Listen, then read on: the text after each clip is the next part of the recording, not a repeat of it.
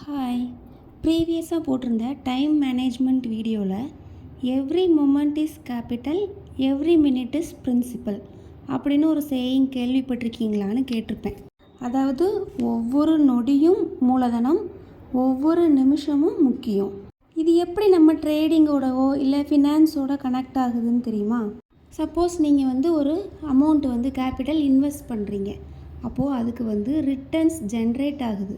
எப்படி ஜென்ரேட் ஆகுது உங்களுக்கு?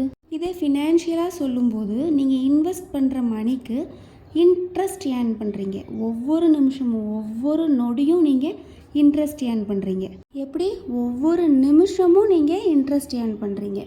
அதை மாதிரி தான் ஒவ்வொரு நிமிஷமும் ரொம்ப முக்கியமானது, ரொம்ப வேல்யூபுளானது. அதை நீங்கள் கரெக்டாக யூஸ் பண்ணணும், வைஸாக யூஸ் பண்ணணும். அதாவது your time should be invested wisely. ரெண்டுமே டிஃப்ரெண்ட் டேர்ம்ஸ், ஆனால் சேம் மெசேஜ் தான் உங்களுக்கு கன்வே பண்ணுது.